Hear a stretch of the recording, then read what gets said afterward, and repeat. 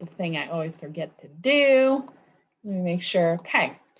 So last week, your task was to do the qualitative research assignment. So I am very excited to go around and hear how it all went. So who here did option A, which was a cart return at a store? Okay, who wants to go first? I did. So tell me where did you go? How long were you there? What was your hypothesis? And then what were your findings? Whoever wants to go first. I can. Okay, go ahead, McKenna. So I went to the Meyer in Knapp's Corner at like 12:10, like last week on Wednesday. And it was day or midnight? midday. Okay. Yeah. And so it was really nice out. And I was like, I just feel like people are going to be good today.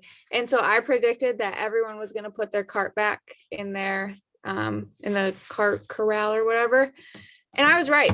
I saw in the like 35 minutes that I was there were like 16 people, and every single one of them put their cart back. And then I was like, there's got to be like one person that I'm missing, because like I saw someone go behind me and I couldn't see if they put it back. And so when I left, I like drove past to see if they left their cart there, and it wasn't there. So 100% cart return. yep. Wow, that's excellent. But it was like 60 degrees. So I was like, people aren't going to be like, oh, it's too cold, I don't want to put my cart away. It was nice out. So right. If it had been pouring rain or sleet or snow, then maybe. Okay, so weather may have played a role.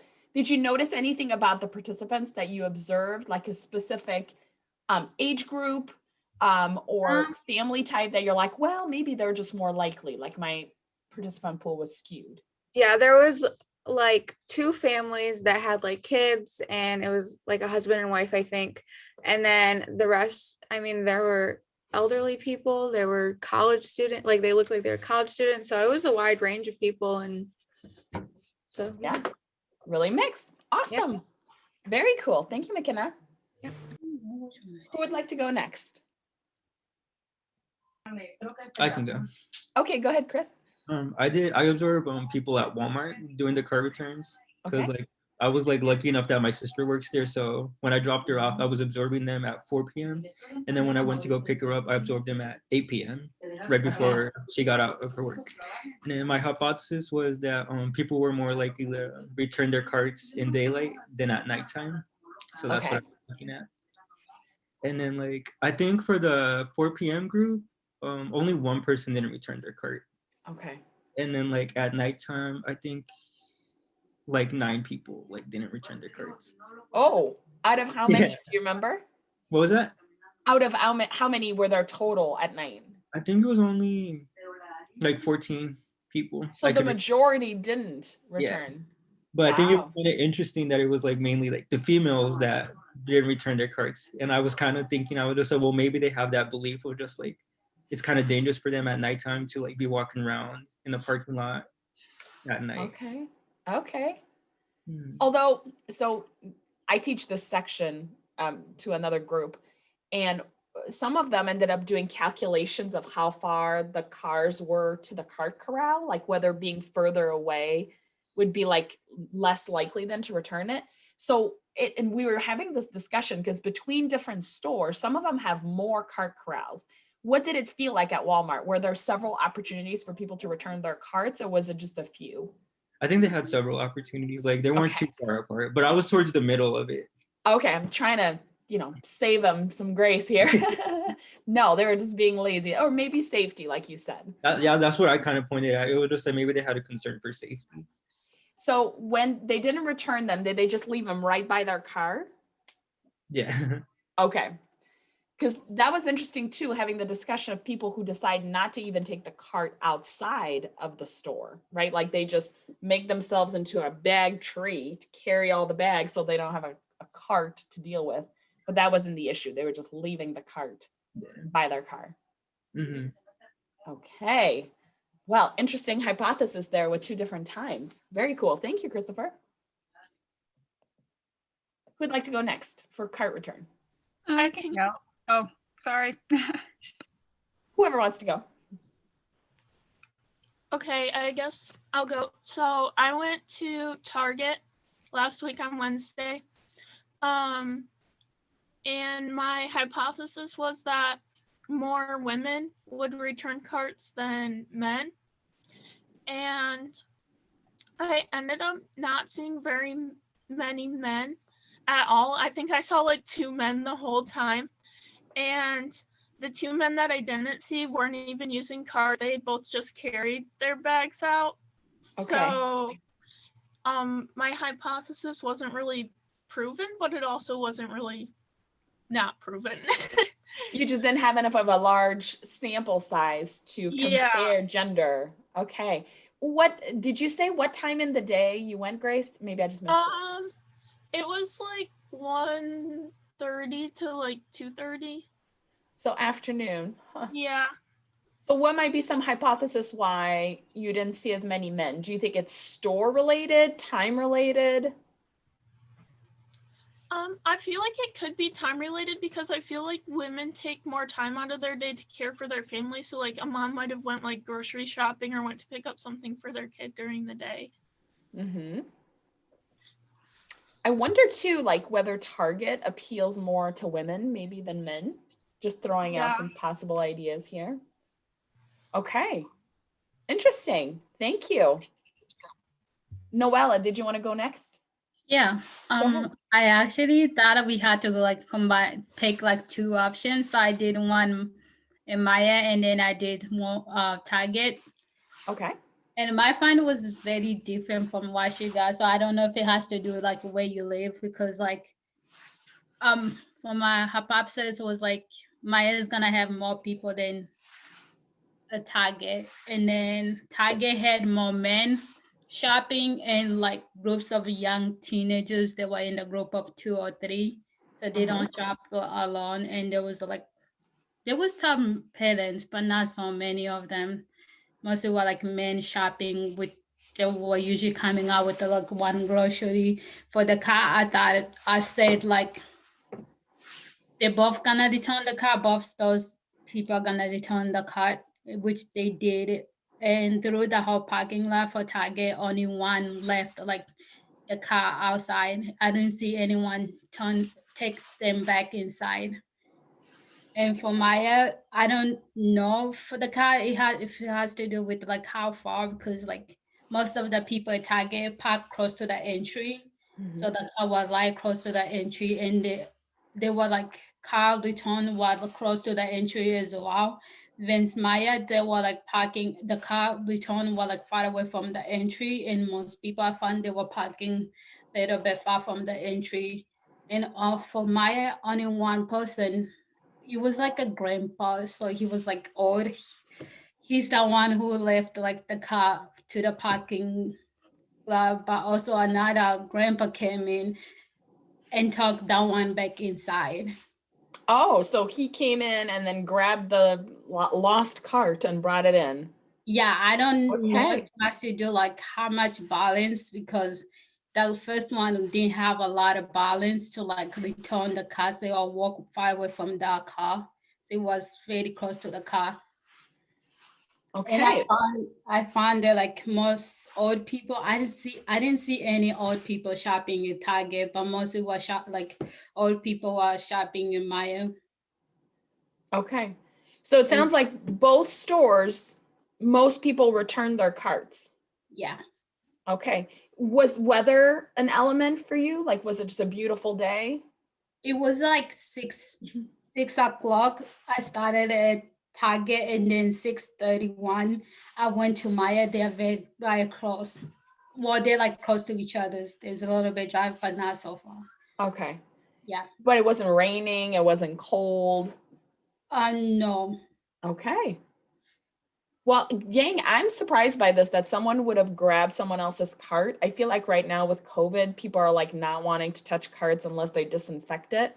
So like bringing someone else's cart, kudos. That was nice. I think it's like that balance, because it helps with the balance, because they were like more old and they don't have a good balance. So I don't know if that has something to do with it. Sure, might be, yeah. Okay, Narelle, did you want to go in this group as well? It seemed like I heard you. Yes. Okay, go ahead. So I went to Meyer last Wednesday at like 11 a.m. And so I hypothesized that women would be more likely to return their cards than men. Mhm. And my hypothesis was correct that more women did return it, but I did see one woman left it by her car, and then two men ended up leaving the cart by their car. Mm. But I noticed that almost like all of the women I saw were parked very close to the cart corrals, which I thought was probably a factor as to why they returned them more often. Yeah. And then, it was difficult because I really only could see like 3 cart corrals in my view. Yeah. So I didn't really know what was going on like behind me, but yeah, so. So I'm glad you bring that up, Narelle, because that's definitely with that particular experiment, that is a limitation. Depending on where you are parked, you're kind of limited to what your field of vision is, unless you're going to be that person who gets out of their car and is like, where are you going? Which please don't be that person. And be like, Dr. Waltell said, no, we're not doing that.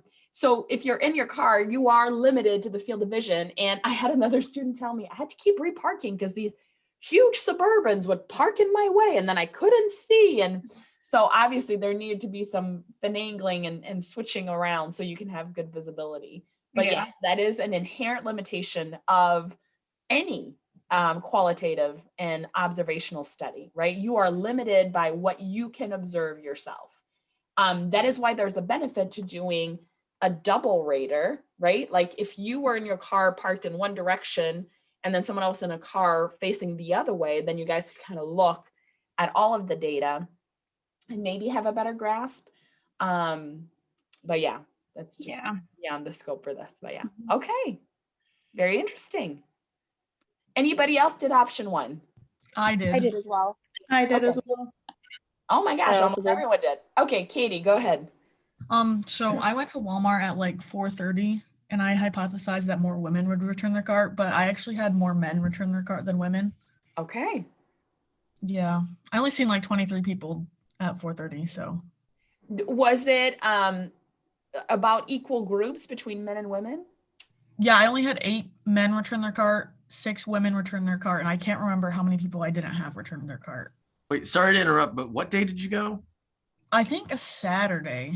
Okay, because that kind of ties back into that earlier thing about like people don't work on Saturdays. So that's all. Because we talked about how sometimes, women go and take care of their family more often. Oh, there you go. So you're all. thinking on the weekend, there's more guys that are there. Yeah, because like, if like the wives are always going during the week, it's like, you stay at home. I got you today. There you go. Okay, that's a good hypothesis. That makes sense. Was there Sorry. any weather impact, do you think, Katie, to your No, results? it was pretty sunny and nice out. Okay.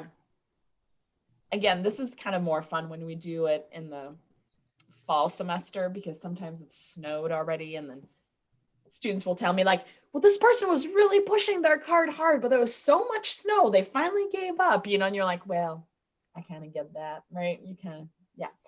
Okay. Lauren, were you saying you did this one too? Yeah, I did this one as well. Okay. So I went to Target on Alpine around like 1 p.m. Last week, and my hypothesis was just that there would be mostly like women shopping or women with like small children with their carts filled up, so they'd be forced to return their carts because they're using them to hold their kids as well. So some people don't use carts like me. I would just grab like one of those handheld things and just like get the stuff I need and then leave. And there's also a lot of people who are like that were the same age around me that did the same stuff, because I'd gone in as well. I went in, and then after I had stayed and observed, so as I was walking out, I would notice the behaviors of others walking around me as well.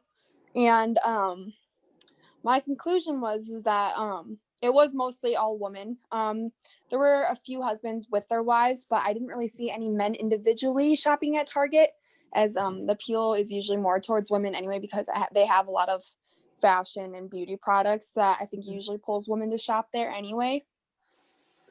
And but yeah, every woman that I had seen had returned their cart except for maybe one. And I think it was someone who was around the same age as me. So yeah. Okay. All right, so we're getting very consistent results here, even regardless of the store. Seems like people are pretty good about returning their carts. Okay, anybody else do the cart corral one? I did. Okay, go I ahead, also Savannah. did.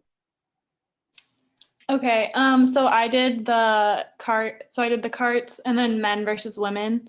Okay. So then I predicted, I went on Wednesday, like 1 to 1:45. And then I predicted that more women were going to return their carts than men. And then my results were true, but there wasn't like that big of a difference. I think I had like, I can't remember my exact numbers, but I think it was like 10 women and 8 men had returned their carts. Okay. So there was a little bit less men, but the results weren't like super like different, if that makes sense. Right, like it didn't reveal like, oh, all women did and none of the men did, right? Right. It wasn't skewed that bad. And where did you go again? Oh, I went to Myers on the 28th Street in Okay. Craft, I think. Yeah, yeah. And did you get quite a few people go by? Yeah, I had like 25 Okay. people, so. Good. I find it fascinating. Most of you did gender too. All right, Ashley, you said you had this one too? Yeah, so I went to a Meyer off of Beltline, Mhm. like by Celebration Plaza, and I hypothesized that more men would leave their carts out than women, and I had no women that left their carts out and like 5 men that did. Okay. But I went at like 2 o'clock, and I added another box for like people that don't have carts at all, because most people just walked out with bags Yeah. rather than carts. But I did see a woman steal a basket. Like she legit stole it? Yeah, she walked out with it and then she put it in the back of her car. Okay, not a cart, like one of those handheld baskets? Yeah. Okay, I'm like, she shoved a cart in her trunk? Okay. No. Wow. Huh. That's not a good idea. Shouldn't do that. She got the basket. Yeah, she did. Yeah. We should But call that, the I think cops. there Did was, you take a I license counted like plate? 24 people. No, I didn't get a license plate. Missed opportunity, Ashley, is all I'm saying. You could have been the hero. I was kind of busy laughing at it because I thought it was really funny. Because what is the purpose of that then later, right? Like, I guess you just use it at home? I feel like she just forgot. Like she even had the Oh. basket. And just like plopped it in her car and didn't give it a second thought. Yeah. Yeah, somehow at my house we also have a Meyer basket. I'm not quite sure who brought it here or how it showed up, but we use it for like laundry because it's just random. Okay. This is a whole sector of things that I just had never even thought about. That you well, and who was saying that earlier? Was it you, Lauren, that you usually just use a basket, not a cart? Yeah, that was me. That is such a foreign thought to me because I have 4 kids. My oldest is 12. So just go back 12 years, probably 13, because then when I was super pregnant, I needed the balance, like Noella said. Always use a cart because even if I go in and I'm like, I just need tortillas and salsa. Do you think I'm coming out with those 2 things? 100% no. I've got a basket full no matter which store I'm at, which is why I don't go to the store anymore. I just do Instacart. Because then I don't do impulse purchases and I just get what I need. But yeah, okay, we veered right here, but interesting. Okay, so Ashley got to witness theft. Do you need to process that trauma, Ashley? Is that pretty traumatic? It was me, honestly. Yeah, you're like looking around, is someone gonna catch her? I think that would have been me. Okay, who did I not get to? Who hasn't shared the result of their experiment? I feel like I'm missing people. I did the first one. Okay, as go well. ahead, Mary Pat. So I went to Meyer on Beltline and Knapp, and I went at like 6 p.m. And my hypothesis was that women were actually going to be less likely to return their cards because they were rushing home. Okay. Because I think they would like get out of work and then get dinner stuff and then go straight home. Okay. And actually, I found that it was more like college people that didn't return their cards. A lot of frat boys or like people that see frat boys. But all of the women did return their cards, which was a little surprising.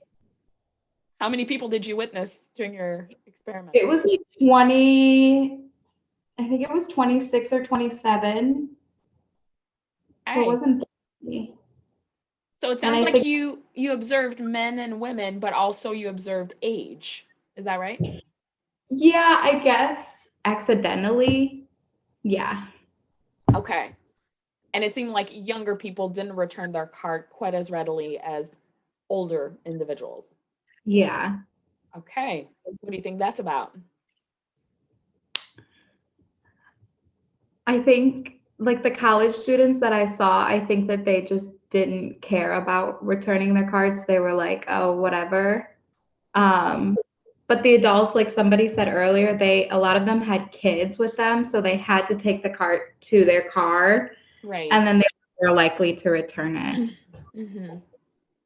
Someone earlier also said, it seemed like women parked right next to the cart corral, which just makes it easier then, especially I'm thinking about you, Christopher, you were mentioning safety earlier, like going late at night.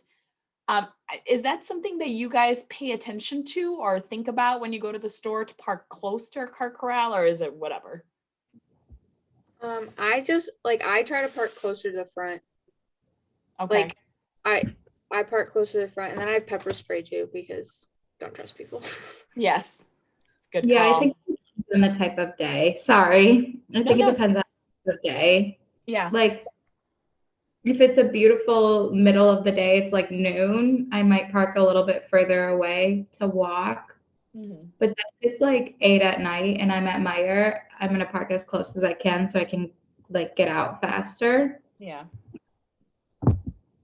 The only thing that's soul crushing at Meijer is whenever it's so packed and I'm like, I don't want to be that person that's one aisle. Now let's go up the other aisle trying to find a spot. So very often I'll park at the very back, but right next to a cart corral because there's usually a spot back there. Yeah. I think it depends how it looks like. Like if I see a lot of van park at the end, obviously I won't park at the end. Did you say vans parked at the end? Yeah. Yes. I just snuggle up right there to those big vans with no windows. It's fine. It's fine. Those murder mobiles, I'm okay. Carry pepper spray, you're cool. All right. When I see them, I don't park there. I park like there. All right, Kyle, what did you do?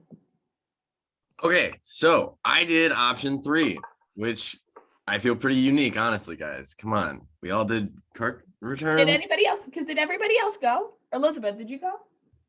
Not yet. Oh, yeah. What'd you do? I did the Starbucks one.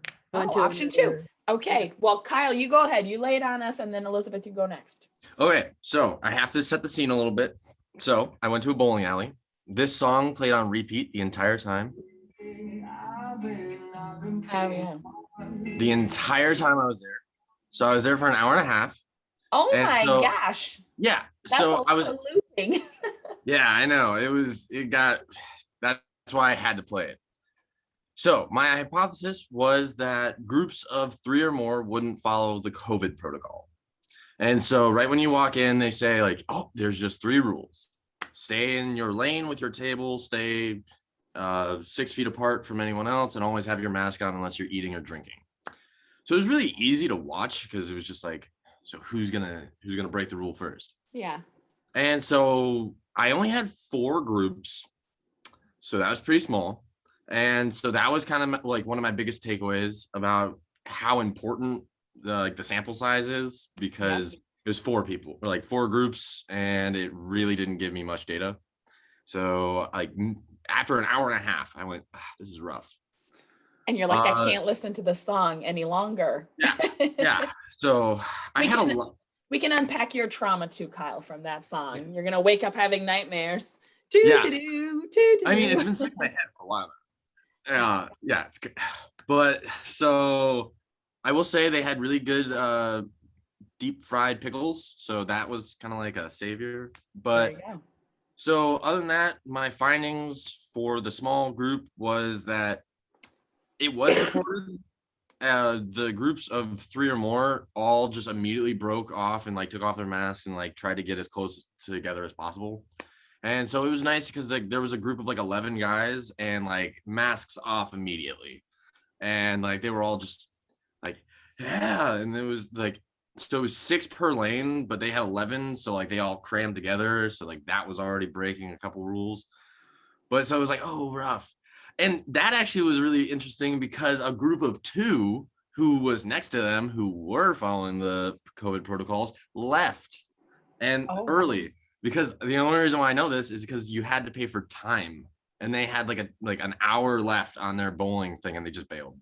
I was like, wow, okay. So I thought that was pretty interesting.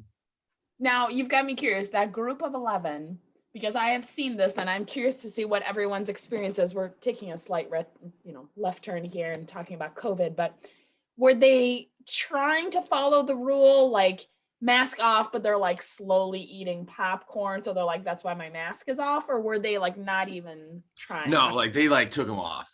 Like they took them off and put them in the pockets. There's no And, pretense of like we're eating or drinking. Yeah, no, and like the thing that was pretty interesting because I'm just sitting there like alone behind everyone and like eating pickles.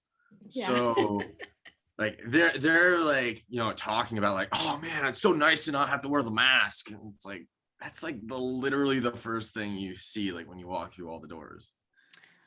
So I'm curious to see what other people's experience are with that, with specifically those COVID rules. Do you feel like people find a way to break it? Because especially with eating and drinking, that's usually when people are like, okay, that's fine. You can take off your mask if you're doing that.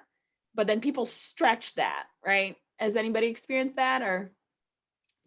I mean, well, like, so in the dorms, we're only allowed to have 5 people in a dorm, I think. And a lot of my friends are all athletes, so they get COVID tested 3 times a week. And so like if you're in groups bigger than 5, like you're supposed to be wearing your mask and everything. But I like when we hang out in groups bigger than that, like we tend to not wear our masks just because I'm the only one that doesn't get tested out of all my friends. So like the idea is, yeah, they're probably safe then. Yeah. And so I just go to school. So I feel like if they don't have COVID, there's no way I have COVID. So pretty low risk. Yeah. But like definitely like if there's like if an RA comes and like knocks on the door or something, like we'll pretend we're drinking or something like that. But I feel like overall, like it's pretty lax on the rules when it's groups bigger than 5. You pretend you're drinking like copious amounts of alcohol in the dorms. Yeah. Yeah, exactly. I was like, wow, fine. first time. That we don't mind. So I took a flight recently and I was shocked by that because if you take a flight, the rule is you have to wear a mask the whole time, which some nerds double mask because I'm like, I just don't want to, we're so close to like vaccines. I'm going to get my vaccine soon. Don't want to ruin it. But then you've got those other people who are mask off the entire time. And there's these particular 2 gals, probably the same age as I am. They were going on a gal vacation. And the flight attendants were like, you need to keep your mask up. And she grabbed an M&M. She was like, no, I don't.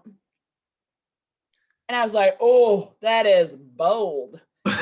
Bold. Wow. That's like, there's the spirit of the law and the letter of the law. And I feel like you're missing the point. And like, it was so aggressive almost in the way she was doing it. Like every time she went by, she'd just be like, eat one little M&M. Anyway, okay, I digress. But it sounds like I know, right? Exactly, right? You're totally right, Christopher.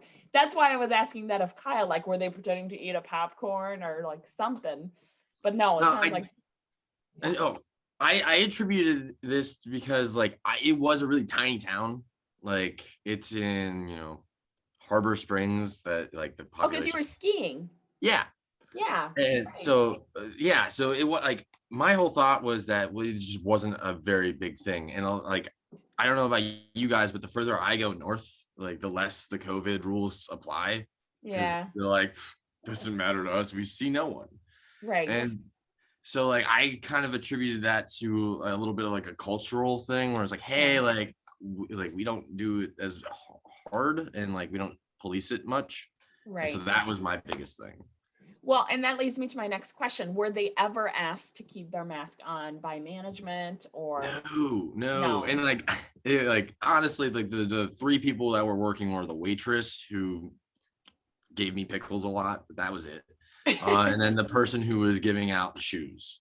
And then like, I think the bartender was there, but she wasn't a part of the bowling alley. Which that's so hard too. It's like the people who stand at the front of Target or any grocery store who have to do mask enforcement. Who wants that job? Like people are mean, right? So I could see them being like, here's the rule. You saw when you walked in. We're not going to be policing you any more than that because that's just, they're not getting paid enough. Let's face it. Yeah. Yeah. Like I just went, that makes sense. Yeah. Especially like walking like one, like, because the dude that was working at like the front desk was like like my age.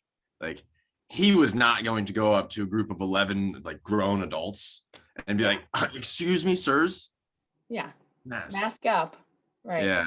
Or buy more from the concessions. Oh yeah. Here's some M&Ms. Right, exactly.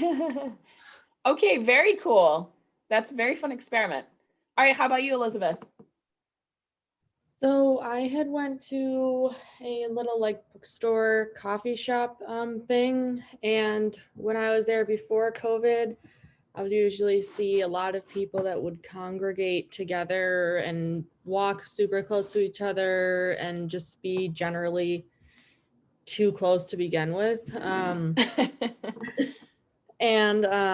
So I like kind of positioned myself in an area where I could look at like the main like 4 rows of books. And I hypothesized in those 4 rows that there would never be more than maybe 2 people in one row at a time. And I actually didn't choose, now that I'm listening to everybody else, I didn't choose like one demographic of person. That's okay. I chose adults that were shopping at the store. And I was wrong. And there would be like just hustling and bustling of any number of people. Sometimes there'd even be 4 or 5 that would be going past each other. There'd be people that would go and zip up next to the next person and just take a look and then go. And then there'd be one person that didn't care, one stand right next to the other guy. And I would also watch the entrance, not like a guardian of the entrance or anything. No one was like looking at me. You're a bouncer. Yeah, no, I was not the bouncer at all, but they, and I'd look at people to see who they came in with just to know if it's like their child or, you know. It didn't look like it. It looked like people were busy zipping around. And when you say standing too close to each other, do you mean like in the line? They're like, or do you mean like they're sitting down on top of each other on a chair? Like just in those 4 rows, intruding on each other's 6 feet. Oh, so there's rows of seating is what you're saying. There's just 4 rows of books. And like, so if someone was standing and browsing one area of those books, I would see if someone would come into that row and invade on their 6 feet. I got you. I got stuck with coffee shop. So I was imagining you sitting bookshop and rows. Yes. Okay. Got you. Okay. And then I also kind of watched like the line of the bookstore, because when I would shop there before COVID, I would always find that there'd be like the person right behind me breathing down my neck the whole time. I know. And I wanted to see if that would still happen. And usually it would not. Within the 30 minutes that I was watching, it would not. But if the line was like more than 2 people and the cashier, was being a little too slow for someone's taste, then they would start to kind of invade each other's 6 feet and like narrow it down to 4 feet or 3 feet. And Yeah, I was disappointed by my findings. Now, that specific situation, I'm just thinking that requires a lot of self-monitoring by people, right? Yeah. There's a lot of stores or restaurants now, if you're going to be in a line, there's like markings of where you need to stand. But like in a bookstore or library, right? Like that's not there. You have to be aware of where you are in relation to other people. Right. So maybe that's partially why that was found in your study. What do you think of that? Yeah, I would totally agree now that you mentioned that. I forgot to look if they had clear markings, but I do think that they did. And people, I could see them from afar. I could kind of look at if they had 6 feet between them. I think it might be different if you're actually standing in line, your legs are tired, you want the line to move along, so you kind of like shimmy up a little closer, and that could have been a factor as well. And again, this is an environment where you don't have a shopping cart that would be like a natural distancer. Right. Because if you're holding a cart, then right away you have a built-in probably like 4 feet, 5 feet maybe. Right. So yeah. Okay. Yeah. Interesting. Very cool. All right. Anybody else? Did I miss anyone? I think I got everybody. Okay. Awesome. Well, we need to do a little bit of housekeeping. Isn't that how it always is? There's always something to talk about with housekeeping.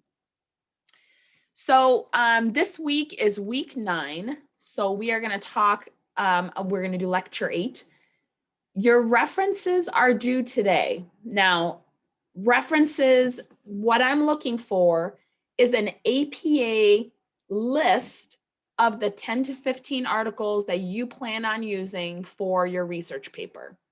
It needs to be an APA format. As we talked about, you are not married to those 10 to 15. As you're writing your paper, if you realize like, eesh, this is not what I thought it was about, ditch it. Don't feel the need to keep it in. Replace it with something else if necessary. Make sure that you don't end up with a paper that only has 4 papers, that you're citing. That doesn't work either. But the goal is to have your references, which should be a like 1, maybe 2-page document submitted by midnight tonight. Everybody on board with that and knew about that? No surprise here. Yeah. Okay. I have a question because like we're doing COVID and how it's affecting like student financial aid. Do you need a peer review? Yes. So then obviously there's probably not going to be any articles that have been peer reviewed specifically on COVID and finances. You need to pull it out a little bit to like a traumatic event or an environmental crisis. If you think about post 9/11 and student debt or market crash, something else that would be significant on people's lives and the impact of finances. So it doesn't have to be all about COVID. Well, it's not going to be able to be all about COVID because there's not going to be much written about COVID yet. Research it, see if there are articles that have been published. It has been a year, sadly. So there's probably something, but there's not going to be a ton. So I don't want you to be stuck and go, oh, there's 3 articles, fantastic. No, you can pull out and think of other situations that would give a lot of stress to students and financial stress. I have a quick Would question. emotional stress be one of them? What's that? Like emotional stress, because there was a lot about like emotional stress. So I want to make sure I'm understanding you. You're saying emotional stress? Yeah. Yeah, absolutely. Okay. Go ahead, McKenna. Okay. So for our group, we're doing like eating habits for college students and COVID and all that kind of stuff. And a few of the articles I found are like from other countries, like college students in other countries. Is that okay? 100%. Okay. Totally fine. Yep, because again, so when you think about a topic where you're going into a niche or an area that hasn't been researched, you're not necessarily going to find a ton of data. So it's okay to like span it out a little bit. Think of your funnel. You're going one layer above, right? So for you, it would be going to a different population. For Noella, it would be picking a slightly different stressor. But ultimately, in your study, the findings should be fairly similar. Yeah. Now, I've had questions from other students asking, does my reference list need to be the same as my group like the rest of the members of my group? Does it all need to be identical? The answer is no. You are writing your own individual paper, so you are researching for your own individual articles. The only part that is really group work is the fact that you guys will all use the same survey and you will gather data together so you have more meaningful numbers to play with for the results section. That's the only goal. Okay, Go ahead. awesome. I'm sorry to interrupt, but that was exactly what I wanted to, I needed a segue. Can we do breakout groups or something like that with our teams so we can talk about the surveys and like It's about almost like you are right here, Oh, yes, which yes, is what we're doing next week. And I don't know why now that didn't go. Hold on. I gotta go turn on. awesome. I don't know why it's not working though now. Okay. Editing off. Maybe that'll work. No, I'm gonna need to go back and create another one. But yes, that is exactly what we're doing. So the goal is for us next week. I don't know why this is not working. There we go. All right. So next week we're going to break up into 30-minute groups where your job as a group before we meet will be to discuss some possible survey options to give to your participants to address your research question. So you need to do some research ahead of time to figure out like what might be a good survey, because you are not writing your own survey, okay? That's beyond the scope of this class. Now it's okay to ask like, what grade are you in or how old are you? Those kind of demographic questions, totally fine. But the bulk of your survey needs to be something that has been peer reviewed and is out there in the literature. It should also ideally be like less than 50 questions so that you get people to actually complete your survey.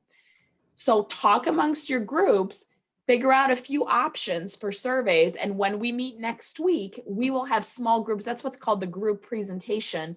You guys are going to be presenting to me or showing me, we'll be discussing what surveys you're thinking you want to use for your study and how I can best help you with that. Once I've said, yes, you're good to go, this survey is good, you can start collecting data. And we want to get on that as soon as possible. So we also have a chance to analyze the results and gather the data, do all of that.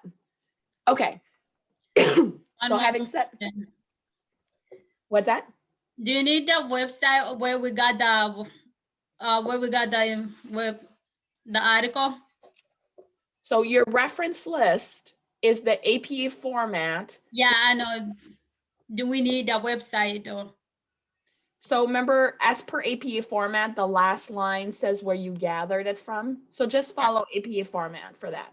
Okay. So which group would like to go at 1 o'clock next week? I just throwing this out to my group. I'm flexible at any time. So if there's any conflicts, you guys. Well, there should be no conflict because that's usually our class time. I'm not picky Anyone has about a what time. preference? What'd you say, Ashley? I'm not picky about the time. Okay, so Ashley and Kyle, you're on the same group, right? Yep. Yeah. Kyle, McKenna, or who else is in the group? I am. McKenna. Neuro. Anybody else? Okay. Me. I'm sorry, I don't know who me is. Narelle. Narelle. I can only see 3 squares. Okay, and it was eating habits amongst college students during COVID. Yes. Okay. Group 2.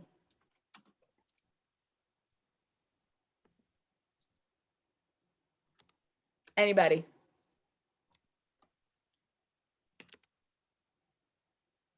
Okay, I'm gonna go down the list then. Christopher, Yeah. who's in your group? I don't remember. Oh no! I'm in the financial one though. The finances and college students? Yeah. Okay, so that was Noella. You were in that one too, right? No? I can't hear you if where is Noelle? Okay. Oh, I don't think I am in that group. Oh, what are you doing? We're doing like COVID, financially aid with COVID, like tuition. Isn't that the same? Christopher, is that the same? I think because I'm looking at the Course Connect and it said Grace, Noella, and Katie, because I was added to that group. Okay. Okay, that makes sense. Okay. I think I just got a chat. Okay.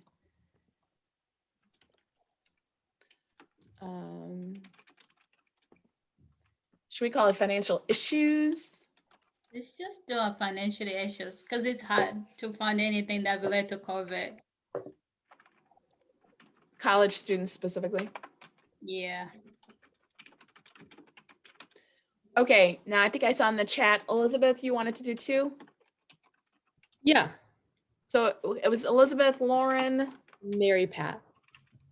Does that work for okay. Does that Yeah, 2 works for me. I just wasn't sure it worked for Lauren too. Yeah, 2 works for me as well. okay. Okay, remind me your topic. Yours was also related. Social media, was it? I think I'm in that group too. I think I got added late. Okay, who as is well. that? That's Savannah. Savannah, thank you. Okay, what is your topic? Our topic is oh my gosh, I'm trying to remember what the reference Isn't section it Zoom learning? Yeah, it's Oh, like that's what it was. Yep. about Zoom learning, yeah. Okay, did we capture everyone or is someone not in a? That might be everyone. That's everyone. You guys, it is spring. Sorry, I'm having a squirrel moment. There's so many squirrels on my deck right now because I put out some bird seeds and they're trying to figure out a way to get up there.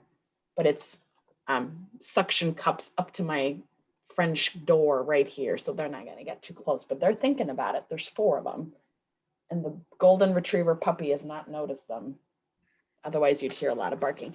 Okay, I digress. 2, 4, 6, 8, 10, 12. Yep, that's everyone. Okay, which means we will gather for lecture at, we'll do 2:45.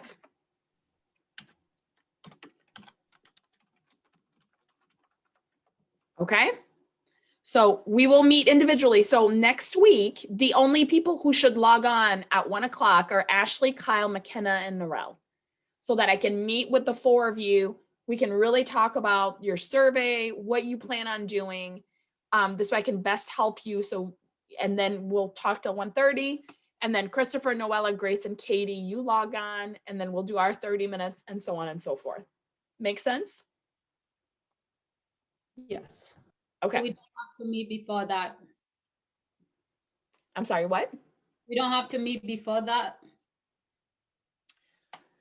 Well, you are not meeting with me before your log on time. So if you're at 1:30, that's when you log on, is at 1:30, but you should be in communication with your group before then so that you have an idea on what survey you want to do. So what I have seen in the past that ends up being kind of a bummer is if a group has really no clue, they're like, they've not thought about it. They're like, yeah, we don't have a survey. We don't know. And they're kind of just looking at me to give them all the answer. That 30 minutes is spent with me searching alongside with you guys. It's not the best use of all of our time. I would much rather use that time so that you guys can show me, hey, we have these 2 surveys. Which one do you recommend? And now let's craft the exact question list so that by the time our 30 minutes is up, you guys can deploy your survey. So for this survey, we're looking for a survey that's already been done. Yes. About like attitudes towards COVID? No. So whatever your topic is. So Elizabeth, if you're doing Zoom learning, yeah, I would research surveys on perceptions of online learning or effectiveness of distant learning versus on-ground learning. There is definitely a ton of info on that. Does that make sense? Yes. Distance learning versus remote learning. Versus on ground. Like on ground is more traditional in-person learning. So all of us now have moved mostly to like an off-campus, remote, distant, online learning. Okay, thank you. Yeah, no problem. Okay. We all good with that? Okay, now looking at the schedule. So again, just a reminder, by the end of tonight, you need to have your references in. The literature review, which is your 4 to 6 page summary of those references, is due next week. Okay, so this will be due by end of Wednesday at midnight. So you should have already started on your writing for this. Hopefully this is not news.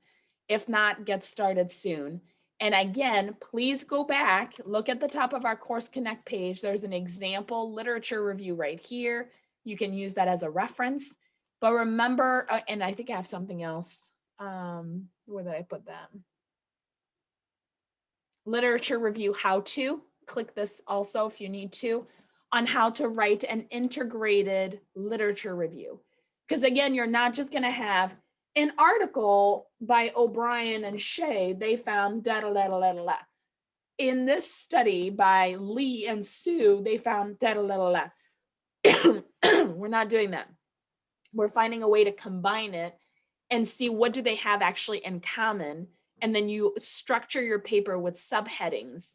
And that gets all the way to what is your hypothesis, right? So for your own topic, you'll go through, do the writing, and the last part should be, in our study, we hypothesize that students will have faced greater financial hardship during COVID than during other times. Or we suspect that students' eating habits have gotten unhealthy or like are less healthy than pre-COVID. I'm making stuff up here. Whatever your literature review seems to support, that needs to be the line of your hypothesis. Does that make sense? You had said combine it. I got a little lost there. Combine what? You're integrating the article. So you'll have 10 to 15 articles. Maybe 2 of them say that in studies, so you're doing online learning, right? That students felt like if there was video as part of the learning, that they felt more engaged. So if 2 of them talked about that, that could become one of your subheadings. Video component to online learning. And then you would talk about those studies that show that there's a positive impact and shows greater effectiveness. Now, maybe 3 of your other articles talked about the effectiveness of discussion sections, and that really kept people engaged. So then you would clump those together and talk about those results under a subheading that says discussion thread. Does that make sense? Yes. So you're integrating. And I don't know if you mentioned it, but how long should our like literature review be? Should be 4 to 6 pages, double space, excluding your title page.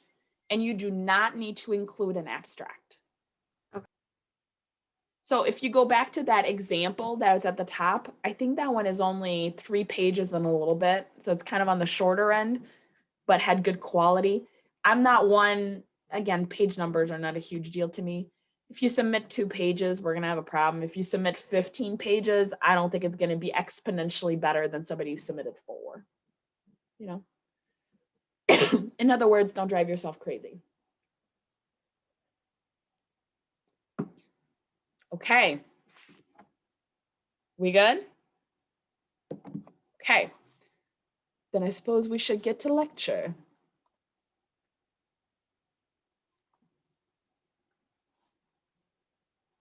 Now, you got to remind me, where did we leave off? Did we do bivariate correlational research? No, I don't think so. Headed to my notes now, and So we're a little behind then. So we haven't done this? no.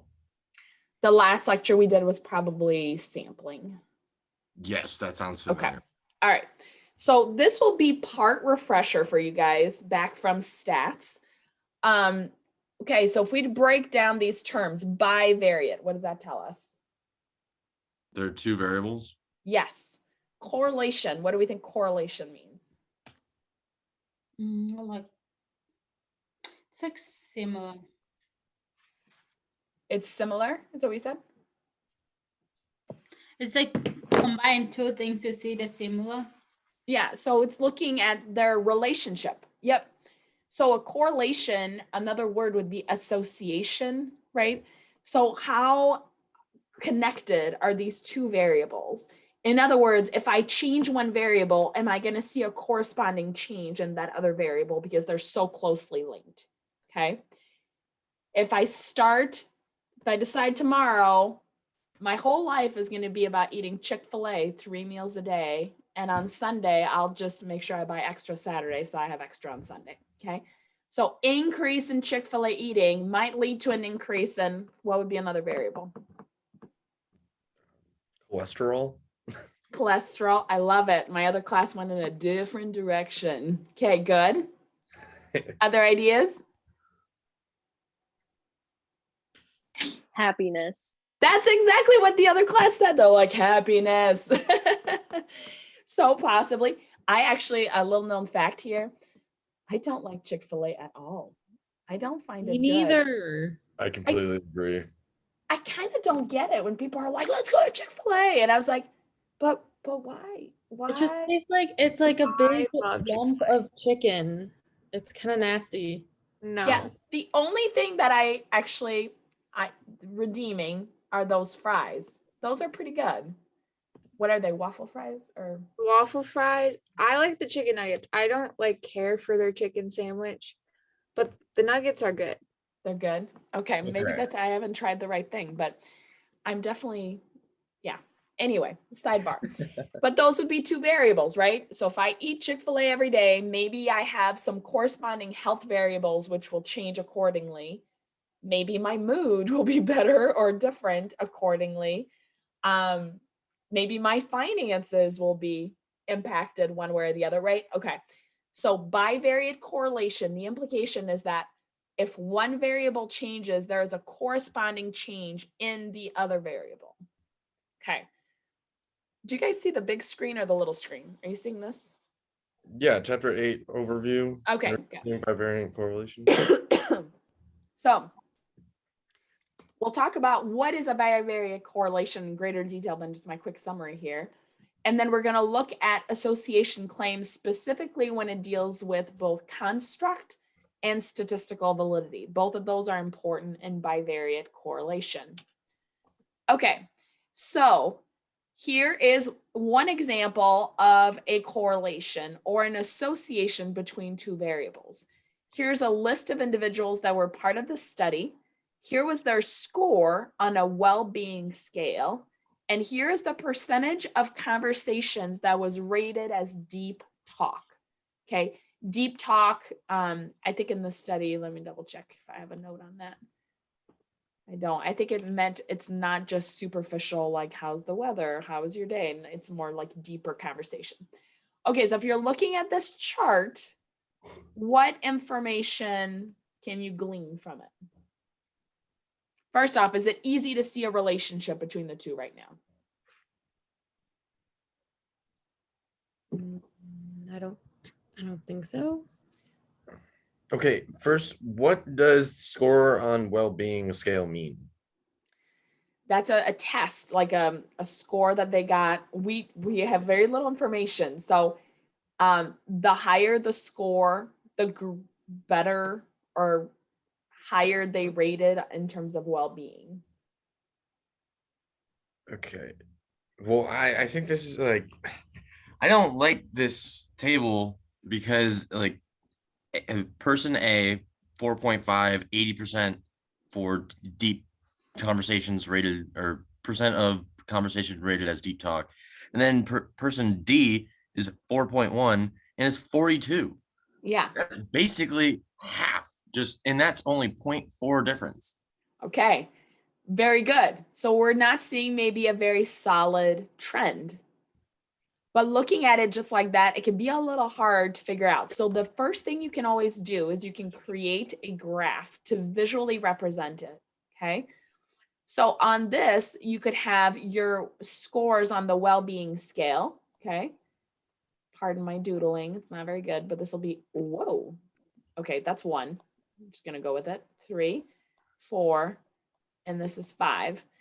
And this will be percentage of deep talk. So 10, 20, 30, 40, 50, 60, 70, 80, 90, and this last one here is going to be 100. Okay. Now, what do I do? What do I do with these data points? Plot them on the. You got it. Just graph them, right? Okay, so 4.5 and 80 would be like right here. Okay. 3 and 52. So 10, 20, 30, 40, 50. Okay, 3.2 and 35, 10, 20, 30 right here. Okay, 4.1 and 42, 10, 20, 30, 40.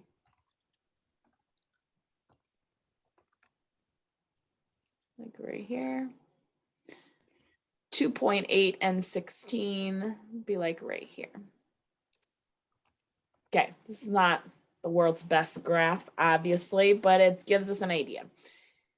Now, when you're doing a bivariate correlation, your goal is to end up with a line of best fit so that you can visualize what is the relationship between these two variables. So if I were to draw a line that best captures all of these dots, it might go something like this. Okay, this is again approximation. Okay. Now, take a big step back to when you were in, I'm actually not sure which grade you do geometry and learn about the slope of a line. But what does the slope of the line look like? First off, is it positive or negative? Positive. It's positive. How did you know that, Kyle? Because it's going up to the right. Okay. So as your x-axis goes up, your y-axis goes up. Yes. Okay, good. Yeah, because when you do that, it looks the opposite to me sometimes. Yeah, I know. That's why I realized. Okay, so this is a positive slope, okay? If the line was going this way, right, this would be a negative slope. So this one's positive, and this one is negative. All right. So now I'm starting to have a better sense. It seems like as your score on a well-being scale goes up, so does your percentage of deep talk. Much like anything else, when you look at the relationship between two variables, is it always perfect and always predictive? No, it's not. You're always going to have exceptions. You're going to have outliers. That's just how it goes. But that seems to be the general trend. All right, so let's keep going with that example. Or same idea. So these are students, and these are their scores on a multitasking, like how often they multitask. And this is the accuracy of their scores on that, like while they're multitasking, okay? So if I were to draw, again, a graph of it, so this will be up to 10. 1, 2, 3, 4, 5, 6, 7, 8, 9, 10. And then over here, 10, 20, 30, 40, 50, 60, and 70. So 3.65 right here and 27. Okay, 4.21 and 48. 2.06 and 62. 8.442, 4, 6, 8, and 25. And 4.56 and 32. Okay, if I did a line of best fit here, what would it look like? Positive or negative? Negative. Negative. How did you figure that out, Elizabeth? Looking at it from left to right, it goes down, not up. Right. Okay, so in other words, as the x-axis goes up, the y-axis goes down. So this is a negative slope, okay? Now, Okay, we're talking about math here, but what is the meaning of this? What is this telling us about the relationship between these two variables? There's a negative correlation. Yes, you're absolutely correct. But what does it mean if you needed to explain this to your grandma, what is this saying about specifically the variables? This is showing that when one variable goes down, the other one also goes down. Or wait. No, Shit, but no. specifically, like, let's step out of the math part. Okay. Let's talk about the multitasking. So the more you multitask, The harder how your stuff accurate, is. how accurate are you? Less accurate. The less accurate you are. Okay. So this is part of what we need to get good at too, because in a discussion section for you guys, when we gather our data, you need to be able to say it in those words. So this would be the more you multitask, the less accurate you are at those tasks. And that is seen because there is a negative correlation between the two variables. Because as your number of multitasking events, like how often you multitask, goes up, your accuracy goes down. Okay, or as X goes up, Y goes down. Okay, you can also do it for categorical data. It just ends up looking a little funkier, so we'll talk about that in just a minute. Okay, so that is how we look at two variables and see their relationships. Now, that is one way to describe the association between two variables, or how linked or related that they are, okay? You can also do that, like I just said, for categorical data, and I think that's my next slide. No, it's not. The marriage study, which is right over here, is the marital satisfaction and whether they met their spouse online or offline, okay?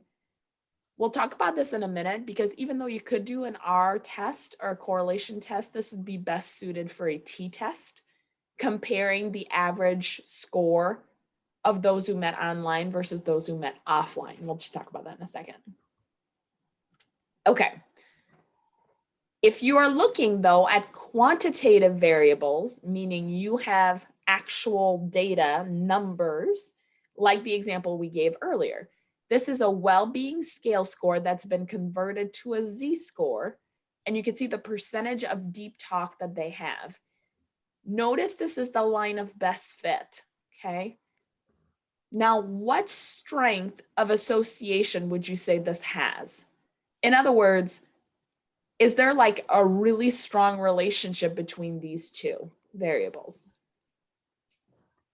I would go with a no, not at all. Okay, and why is that? Because like it's about like flat. Yeah, Okay. like this goes to the camera. There you go. Yeah, that does translate. Okay, so like Kyle said, if you have a correlational or a line of best fit between two variables that is flat, what is likely to be your R value or your correlation coefficient? 0. Okay, it's going to be 0. All right.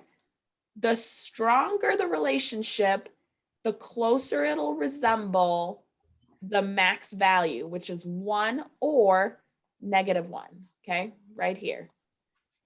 So if you have a perfectly related, perfectly correlated variables, that means as one variable goes up 1 point, the other variable also goes up 1 point, or vice versa. But they're just so correlated that they have the exact same impact. So you get a correlational score that's close to 1.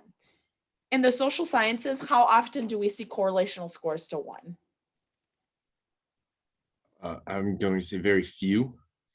I would say 0, like never. It just doesn't happen because human behavior is not binary, right? It's very rare, like in my Chick-fil-A example, right?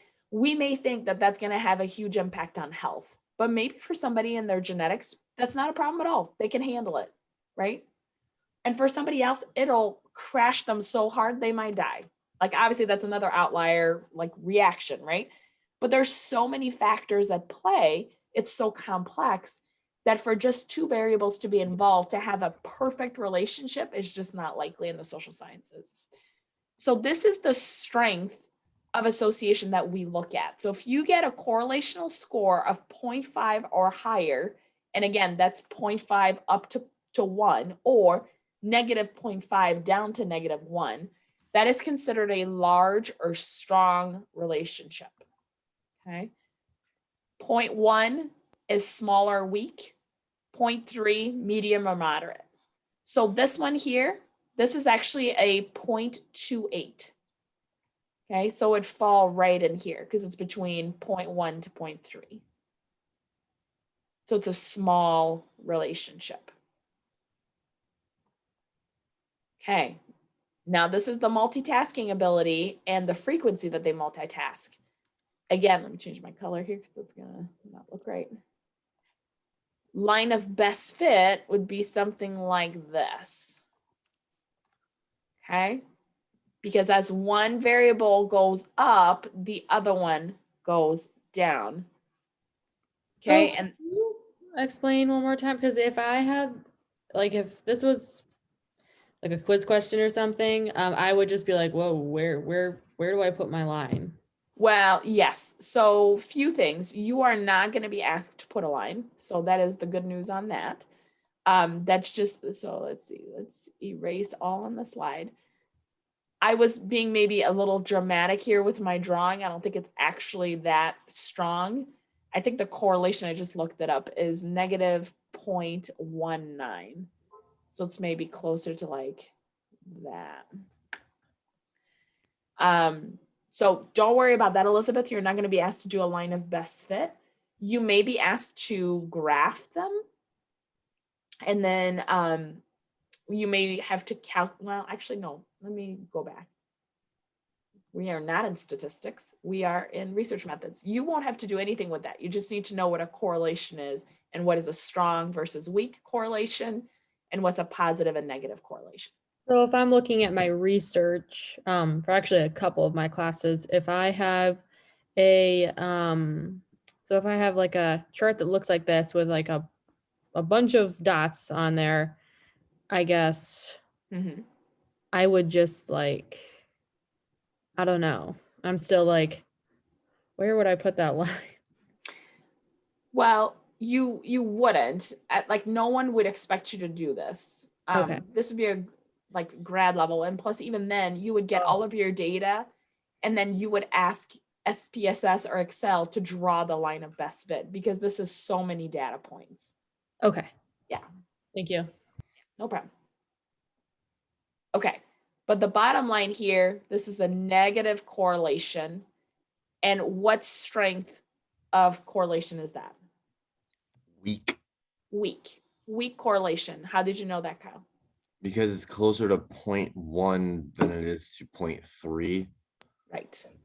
And so 0.3 was mild? Right. Moderate. Moderate. Oh, yes.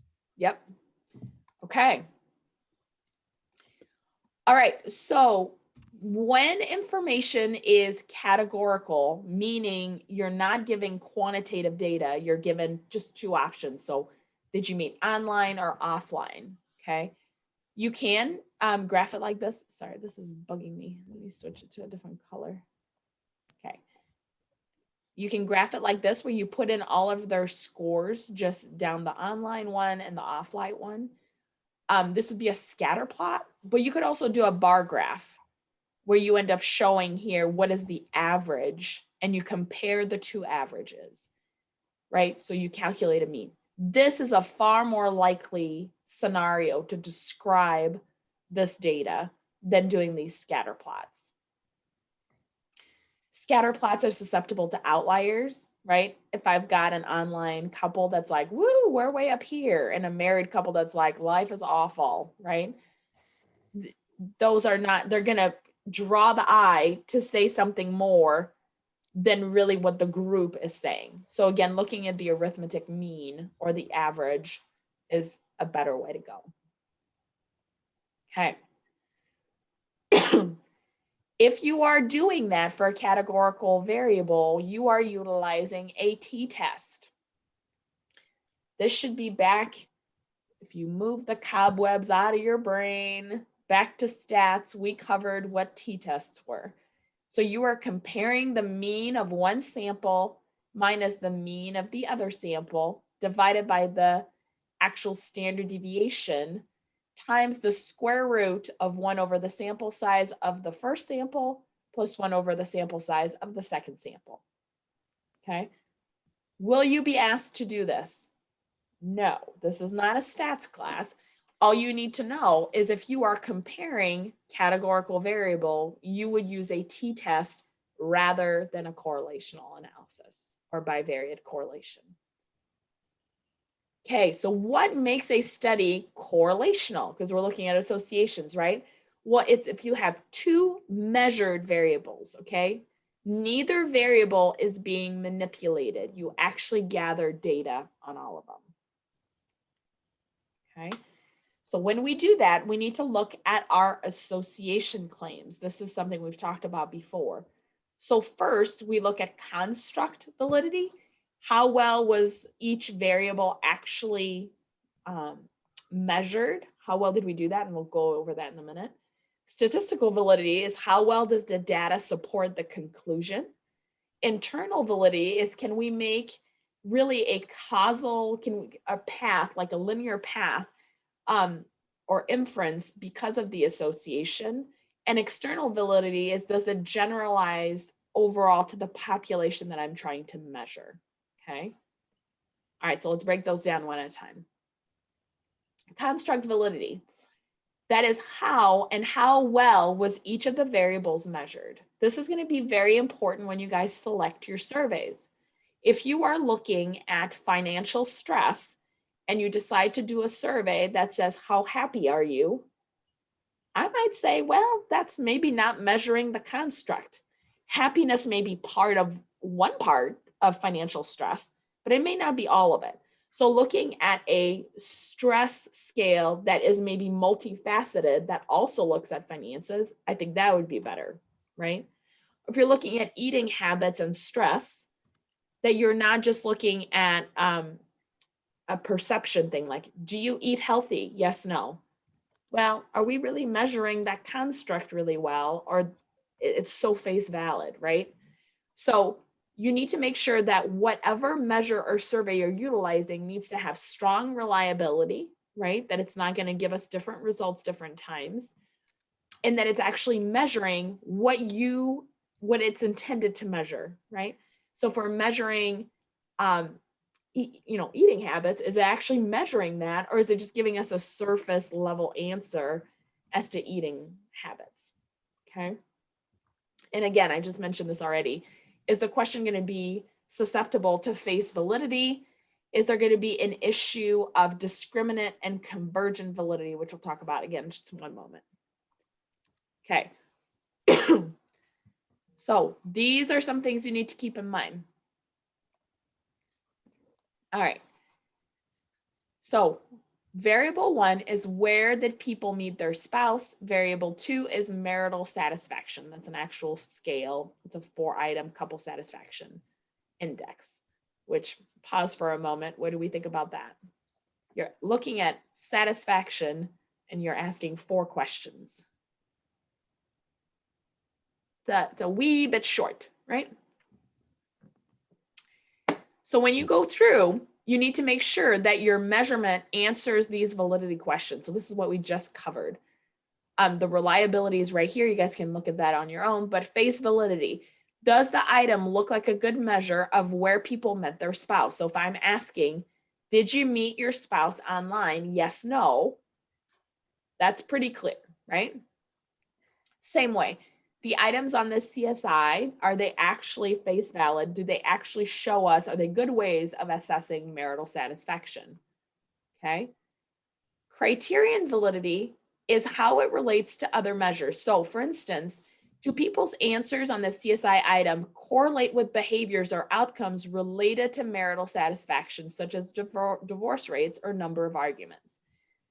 So if couple A gets a really high score on the CSI, and then you realize, so they're super satisfied, right? That's what it means. They get an extremely high score. extremely unhappy to perfect. Let's say they score perfect on all of them, but then you find out they filed for divorce. Well, the behavior doesn't match the actual survey. So there's something about the survey questions that's not lining up with the external behavior. That is criterion validity. You expect those two things, a behavior that's related to it, to line up quite well. Okay. Convergent validity is similar to that. That's if I gave them another survey that measures the same thing, are their scores on this survey, which is the CSI, and another survey that's very similar, are they very closely related? Are they associated? Are they correlated? So same thing, are they correlated strongly with another measure of marital satisfaction? This is usually what happens when surveys are designed that are shortened versions, is they're able to figure out, well, we could give this 100-item survey, but we've also tested it and we've given a 35-item survey that's pulled from that same one. And the results are so highly correlated that it makes more sense to just do the 35-question survey rather than the 100-question one, right? All right, discriminant validity is another type of validity, which is if my score on the CSI says that we're extremely happy, then if I gave an opposing survey that tests how much I'm thinking about divorce, that score should be really low, right? So it would allow you to discriminate. So does it correlate more weakly with dissimilar measure? That's a really weird way of saying it.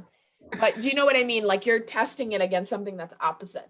So if you're looking at eating habits, right, during COVID, and you're asking about how often they go to the gym.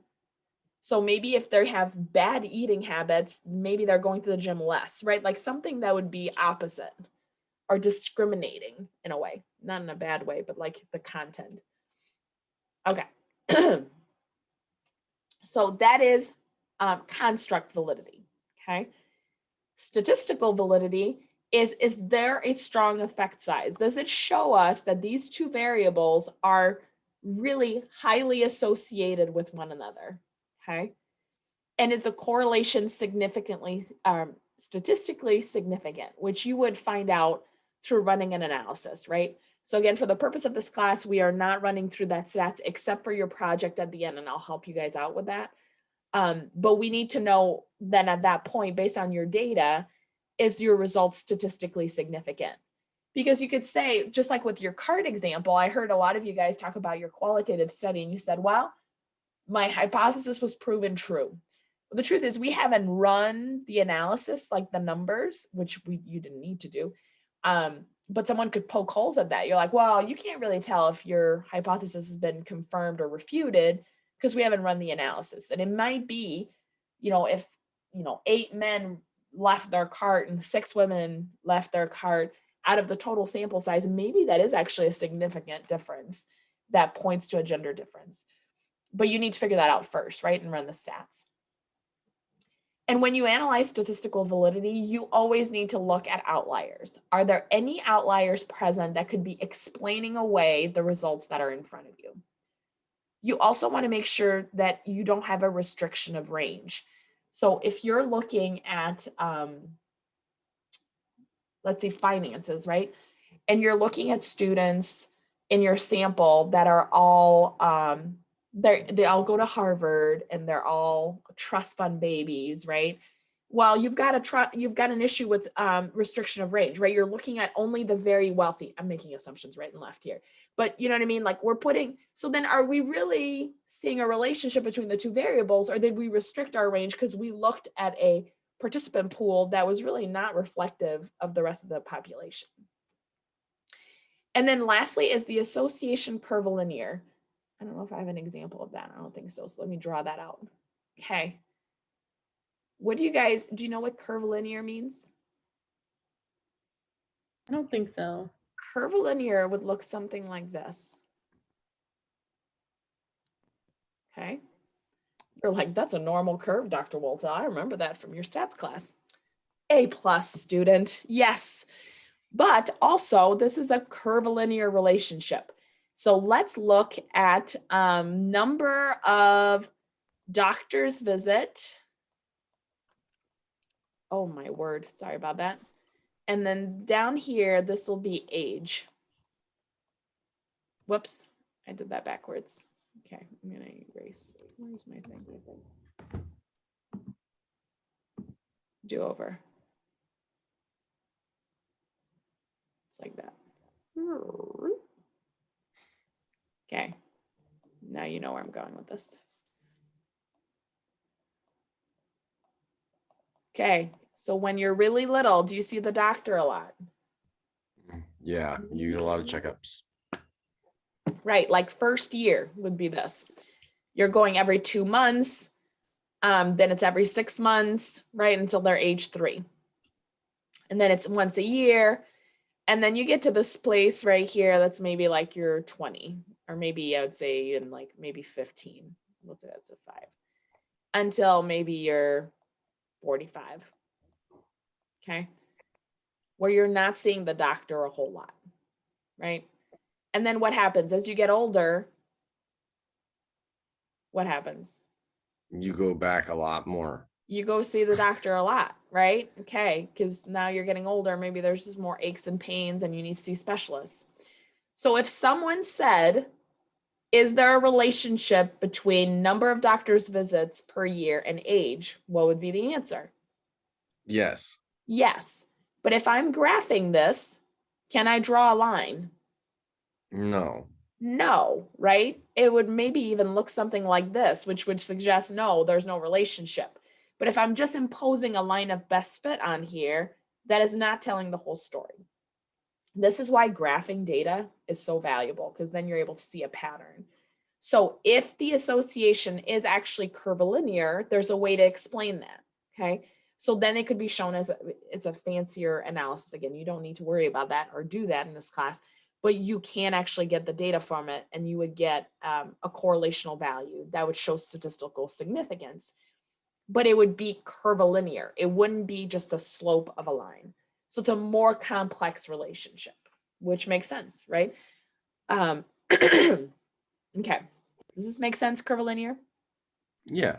Now, the only question is how frequent is this? Like curvilinear things? And is it most of the time related to like age? It is like most often related to age. Yes.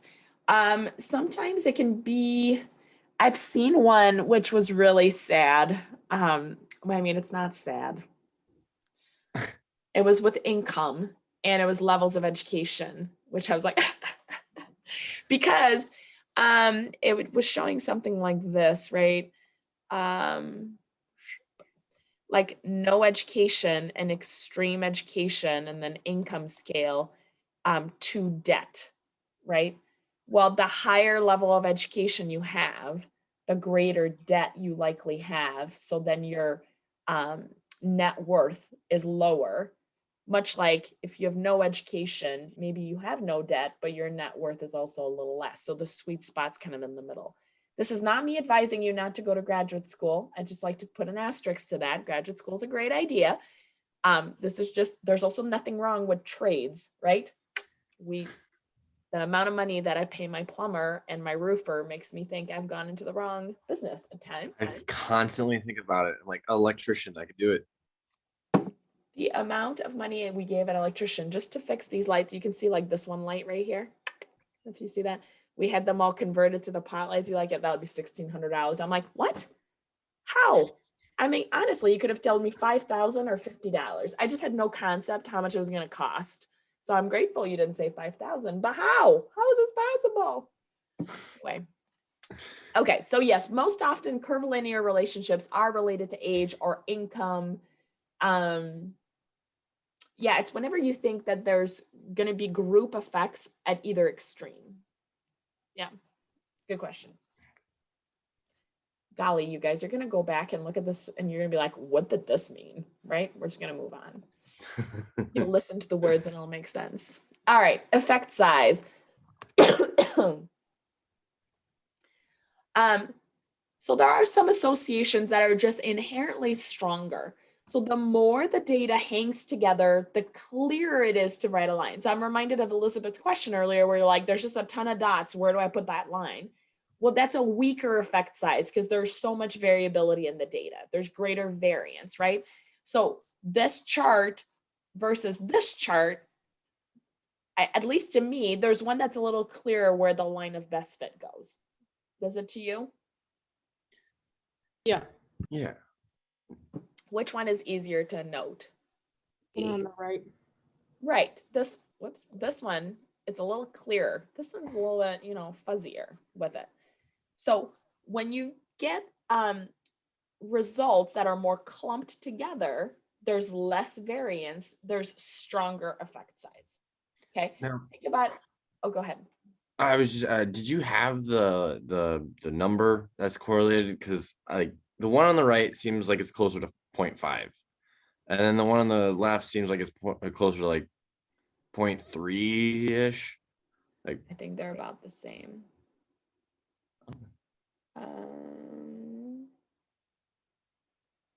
I don't have the exact value. It's in your textbook. I could try to find it right now. you don't have to worry about it. I'll read through the textbook. I'll find it. But now you got me curious, and that's never a good thing because I go down the rabbit hole quite fast. I get that. Okay, almost there, almost there. Does everyone have their textbook too, by the way? Do you find it helpful? I love this textbook. Yeah, I still have mine through like the online stuff because Oh, McKenna had found that, Ashley right? was like, oh yeah. Or Ashley, just kidding. Sorry, I'm giving wrong credit. Or wait, was it Ash? I don't know anymore. I thought it was Ashley. It was not me. It wasn't McKenna. It was McKenna. Yeah. Yeah. Oh, yay! Alright. Dr. Woltel in memory. Okay. I have a bad memory. Okay. Good job, McKenna. It doesn't actually list it, Kyle. Oh, darn. It says both of these are positive association, which is stronger, and it notes that B is stronger.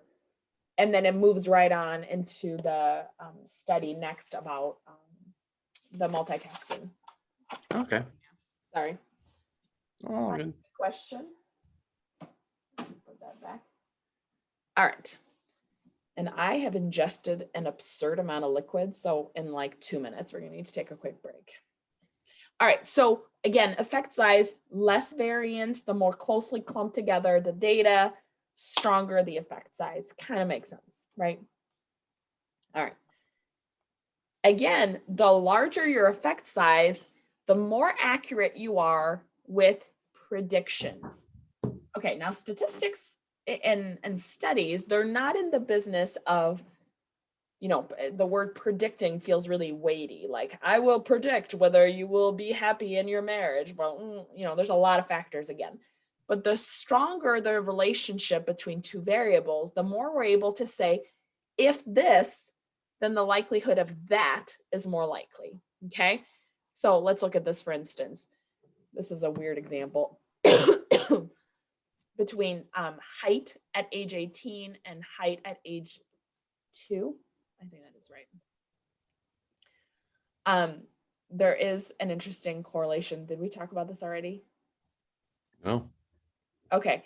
So when you guys have kids someday, your pediatrician will give you some phenomena. It's like a crystal ball moment. They're like, based on my calculations, he should be 5'10", right? They did that with my son. And my other son was in the room. He's like, he had told me 6'1", so my boys can be very competitive. But it's based on their height at age 2. And then you look also at other factors like mom and dad's height and then gender. So you do something like you triple the height and then you add a couple of inches based on mom and dad's height and then the in between. So this is a line of predictability. So you could see little Hugo was 83 centimeters at age 2. And based on a bunch of other data that they got from 2-year-olds, they got their height at age 2 and then their height at age 18, they plotted this line of best fit. So this line of best fit can also be considered a prediction line. So if I know that at age 2, my son is 87 centimeters, let's note here, centimeters, not inches, then I can go straight up and go, well, according to this predictor line, he should be about, 185 centimeters, which, where's my phone? I don't know. 185 centimeters in inches or in feet, 6 feet and 0.8 inches. Okay. So based on that, right, you can move your value along the line and then find the predictive model. Why do we care about that? Not specifically height, but why do we care about a prediction line? Oh, it's always nice to kind of see where you're projecting or like what to anticipate. Yeah. And there's a lot that we do with risk assessment where we want to look at predictability.